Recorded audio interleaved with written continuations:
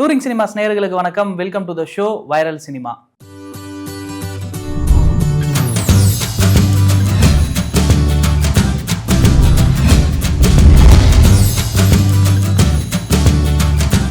பொதுவாக ஒரு கம்பெனியில் வந்து படம் பண்ணுறாங்க அப்படின்னா அதிகாரப்பூர்வமாக வந்துட்டு அந்த கம்பெனிலேருந்தே காஸ்டிங் கால் ஏதாவது தேவைப்பட்டால் ஆடிஷன்ஸ் கிளிப்லாம் வந்து போடுவாங்க. ஆடிஷன் போஸ்டர்ஸ் வந்து எல்லாமே போடுவாங்க. அப்படி போடும்போது கண்டிப்பாக இந்த ப்ரொடக்ஷன்ஸ் கம்பெனி வந்துட்டு ஆடிஷன் எடுத்துக்கிட்டு இருக்காங்க அந்த படத்துக்கு அப்படின்றது நமக்கு தெரியும். சரி, இப்போ நான் என்ன சொல்ல வரேன் அப்படின்னா, எஸ்கே ப்ரொடக்ஷன்ஸ் வந்துட்டு எந்த ஒரு ஆடிஷனுமே வந்து நடத்தலை. இது நான் சொல்லலை, அவங்களே தான் வந்து சொல்லியிருக்காங்க. ஏன்னா ரீசெண்ட் டைமில் யாரோ வந்து என்ன பண்ணியிருக்காங்க அப்படின்னா, எஸ்கே ப்ரொடக்ஷனில் ஆடிஷன் போயிட்டு இருக்கு, ஸோ அதனால் நீங்கள் அட்டன் பண்ணுங்க அப்படின்ற மாதிரி நிறையா வாட்ஸ்அப்பில் இந்த மாதிரி மெசேஜ் பண்ணி ஆடிஷன் இருக்குது அப்படின்னு சொல்லிட்டு நிறைய பேரை வந்து அமுச்சு விட்டுக்கிட்டு இருக்காங்க. ஸோ இது வந்து எஸ்கே ப்ரொடக்ஷனுக்கு கவனத்துக்கு போயிருக்கு. அதை இம்மீடியட்டாக வந்து எஸ்கே ப்ரொடக்ஷன் என்ன பண்ணியிருக்காங்க அப்படின்னா ஷார்ட் அவுட் வந்து பண்ணியிருக்காங்க. ஏன்னா இம்மீடியட்டாக இந்த மாதிரி எந்த ஒரு ஆடிஷனுமே எங்கள் ப்ரொடக்ஷனில் இருந்து போகவே இல்லை, இதை யாரும் நம்ப வேண்டாம், இது ஃபேக் அப்படின்னு வந்து சொல்லிட்டு சிவகார்த்திகேயன் ப்ரொடக்ஷன் கம்பெனிலேருந்து அஃபிஷியலாக வந்து ஒரு ப்ரெஸ் ரிலீஸ் வந்து பண்ணியிருந்தாங்க. இதை பார்க்கும்போது ரொம்ப ஹாப்பியாக இருந்துச்சு. ஏன்னா சம்மந்தப்பட்ட நிறுவனம், அதாவது வந்து ஒரு நிறுவனத்திலேருந்து இந்த மாதிரி ஆடிஷன் போகுதுன்னு ஃபேக்காக ஒரு நியூஸ் பரவுது அப்படிங்கும்போது அவங்களோட செவிக்கு இது போகும்போது இம்மீடியட்டாக அதுக்கான ரியாக்ஷன் கொடுக்குறாங்க இல்லையா, அது வந்து ரொம்ப ஹாப்பியாக இருக்குது. அதை வந்து பாராட்டி ஆகணும். சரி, இதுக்கப்புறமே வந்துட்டு சிவகார்த்திகேயன் அவர்களை பற்றின ஒரு அப்டேட் இருக்குது. அது என்ன அப்டேட்னா வந்துட்டு, சிவகார்த்திகேயன் தமிழரசு பச்சைமுத்து அவரோட டைரக்ஷனில் ஒரு படம் பண்ண போகிறாரா அப்படின்னா வந்து பண்ண போகிறாரு அப்படின்னு சொல்லிட்டு இப்போ இருக்க கோலிவுட் வட்டாரங்களில் வந்து சொல்லிட்டு இருக்காங்க. சிவகார்த்திகேயனோட லைன் அப் இப்போ என்ன அப்படின்னா வந்துட்டு, தாய்க்கிழவி டைரக்டரோட வந்து ஒரு படம் வந்து பண்ணிக்கிட்டு இருக்காரு. அந்த படம் வந்து செய்யோன்னு எல்லாருக்குமே வந்துட்டு தெரியும், சிவகுமார் முருகேசன். ஸோ இதை தொடர்ந்து அவர் யாரோட டைரக்ஷன்ல நடிக்க இருக்காரு அப்படின்னா வந்துட்டு பார்க்கிங் படத்தினுடைய டைரக்டர் கூட தான் வந்து நடிக்க இருக்காரு. இது ஆல்ரெடி வந்து அவங்க கமிட் பண்ணிட்டாங்க. சரி, இதுக்கப்புறமே சிவகார்த்திகேயன் யாரோட நடிக்க போறாரு அப்படின்னா தமிழரசு பச்சைமுத்து அவர்களோட தான் வந்து நடிக்க போறாரு அப்படின்னு வந்து சொல்றாங்க. இதுக்கிடையில தமிழரசு பச்சைமுத்து இப்போ என்ன பண்ணிட்டு இருக்காரு அப்படின்னா, தனுஷ் அவர்களோட ஒரு படம் வந்து கமிட் ஆயிருக்காரு. அதுக்கான வேலைகள்ல தான் வந்து இருக்காரு. ஸோ இவரு வந்து இந்த படத்தை முடிச்சதுக்கு அப்புறமே தான் சிவகார்த்திகேயன் படத்துக்கு வந்துட்டு வரணும்.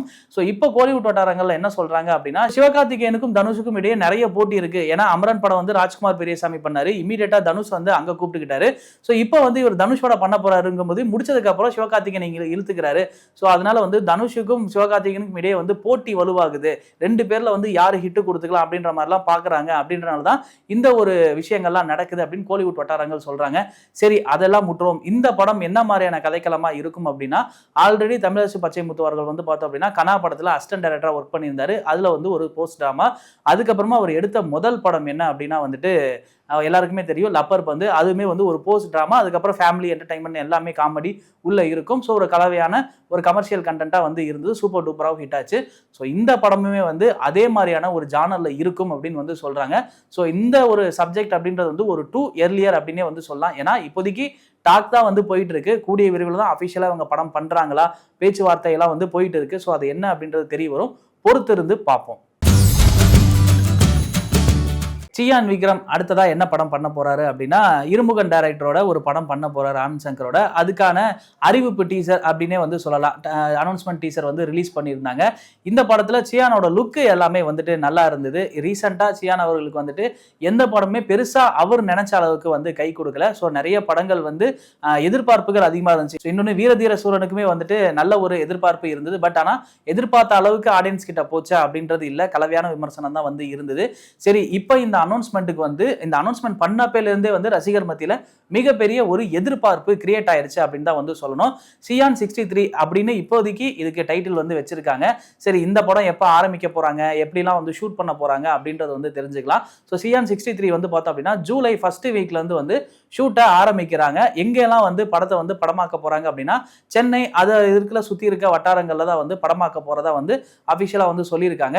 இதையும் தாண்டி இந்த படத்துல வேற யார் இருக்காங்க அப்படின்னா, வீரதீர சூரன் ப்ரொடியூசர் ரியா ஷிபு இருக்காங்க இல்லையா. இப்போ கூட சர்வமாயா படத்துல டெல்வோ கேரக்டர்ல பண்ணிருக்க அவங்க தான் வந்துட்டு இந்த படத்துலயும் வந்து கமிட் ஆயிருக்காங்க. இப்போ கோலிவுட் வட்டாரங்கள்ல என்ன சொல்றாங்க அப்படின்னா, இவங்க தான் ஹீரோயின் அப்படின்னு வந்து சொல்றாங்க. ஆக்சுவலா இவங்க ஹீரோயின் வந்து கிடையாது, இவங்க ஒரு மெயின் கேரக்டர்ல வந்து பண்றாங்க. ஹீரோயின்லாம் இதுக்கப்புறம் தான் வந்து நமக்கு தெரிய வரும். ஸோ ஓவராலா படம் வந்து ஷூட்டுக்கு தயாராயிட்டாங்க. சியான் 63க்கு விக்ரம் அவர்கள் கிட்டத்தட்ட ஒரு 60 நாட்கள் வந்து கால் ஷீட் வந்து கொடுத்திருக்காரு.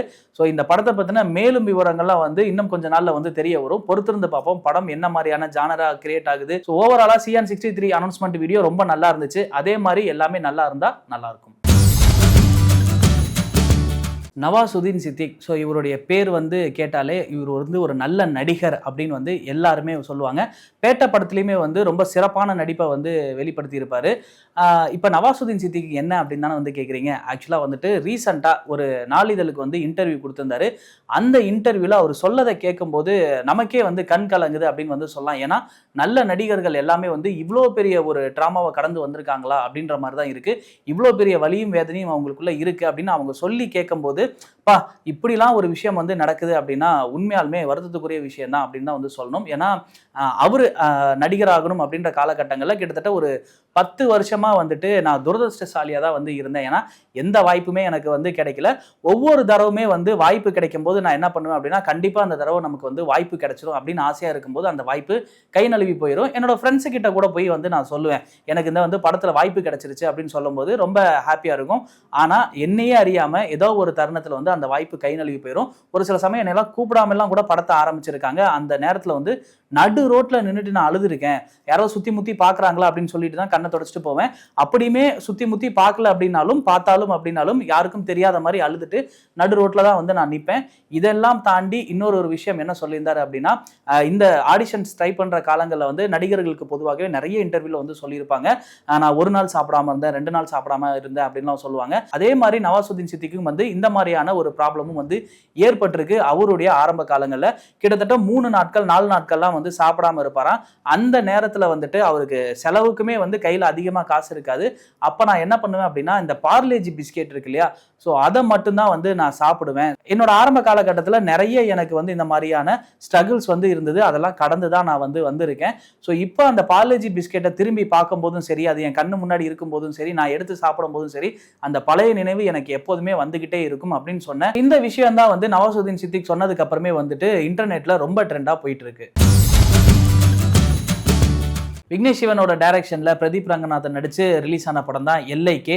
ஸோ எல்ஐகே படம் வந்து ரசிகர் மத்தியில் ஒரு பெரிய எதிர்பார்ப்பு இருந்தது. அந்த படத்தினுடைய டீசர் ரிலீஸாக இருக்கட்டும், ட்ரெய்லர் ரிலீஸாக இருக்கட்டும், நல்ல எதிர்பார்ப்பு இருந்தது. படம் ரிலீஸ்க்கு அப்புறமே அந்த எதிர்பார்ப்பு இருந்துச்சா அப்படின்னா கொஞ்சம் கம்மியாக தான் இருந்தது. ஏன்னா ஆடியன்ஸ் வந்து இந்த படம் வந்து இன்னும் கொஞ்சம் டைமிங் கம்மியாக இருந்திருக்கலாம், கொஞ்சம் ஸ்கிரிப்டாக இருந்திருக்கலாம் அப்படின்னு அவங்களோட சைடில் நிறைய கருத்துக்கள் வந்து வச்சிருந்தாங்க. சரி, இப்போ பிரதீப் ரங்கநாதன் அப்படின்னாலே வந்துட்டு 100 கோடி கிளப்ல அவரோட படம் அடிச்சிரும் அப்படின்றதா வந்து இப்போ இருக்க கோலிவுட் வட்டாரங்கள் எக்ஸ்பெக்ட் பண்ணுவாங்க. ஏன்னா பிரதீப் ரங்கநாதன் படம் ரிலீஸ் ஆகுது அப்படின்னாலே இது 100 கோடி கன்ஃபார்மாக எழுதி வச்சுக்கோங்க அப்படின்னு தான் வந்து சொல்லுவாங்க. அப்படிதான் லவ் டுடே, டிராகன் ஆகட்டும், டியூட் ஆகட்டும் 3 படமே வந்து 100 கோடி கிளப்ல வந்து இணைஞ்சது. எல்ஐகேவும் இணையும் அப்படின்னு எதிர்பார்த்தாங்க. ஆக்சுவலாக படம் வந்து மேக்கிங்காகவே 100 கோடி செலவு பண்ணி எடுத்தாங்க.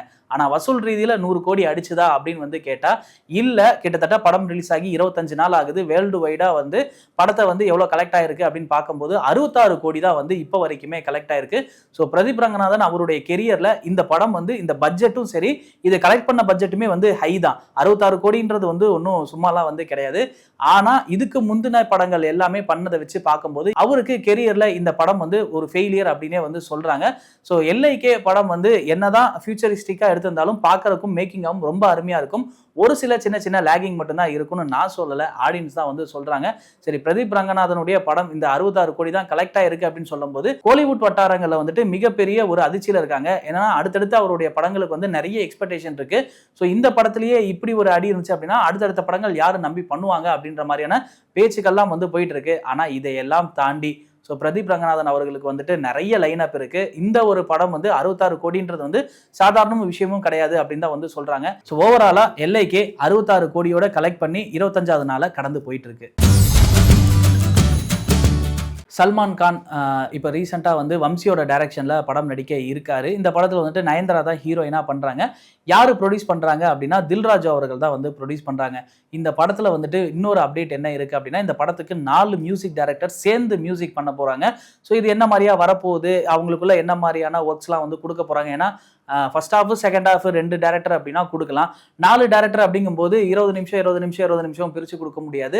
இன்னொன்று யார் பேக்ரவுண்ட் மியூசிக் ஒர்க் பண்ண போகிறாங்க, சாங் ஒர்க் பண்ண போகிறாங்க, எப்படி இந்த 4 டேரக்டரையும் ஒர்க் பண்ண வைக்க போகிறாங்க அப்படின்ற ஒரு டாக் தனியாக வந்து இருக்குது. அது அப்படியே இருக்கட்டும். யார் யாரெல்லாம் வந்து இணையறாங்க அப்படின்றது நம்ம பார்ப்போம். ஆனா இந்த படத்துல இன்னொரு 2 வில்லன்கள் வந்து சேர போறாங்க அப்படின்றதான் இப்போ வந்து நமக்கு கிடைச்சிருக்க தகவல். யாரு அப்படின்னா வந்துட்டு மலையாளத்துல இருந்து ஃபகத் ஃபாசில் அவர்களும், தமிழ்ல இருந்து அரவிந்த் சாமி அவர்களும் இந்த படத்துல வில்லனா கமிட் ஆயிருக்காங்க. இவங்க 2 பேருமே வந்துட்டு அவங்களோட நடிப்புல சும்மா மிரட்டி எடுக்கக்கூடியவங்க. இவங்க சல்மான் கான் படத்துல நடிக்கிறாங்க. அதுலயும் மட்டும் அரவிந்த் சாமி, ஃபகத் ஃபாசில் இருக்காரு அப்படிங்கிறப்பே இந்த படத்துக்கு வந்து ஹைப்பு கிரியேட் ஆக ஆரம்பிச்சிருச்சு அப்படின்னு சொல்லலாம்.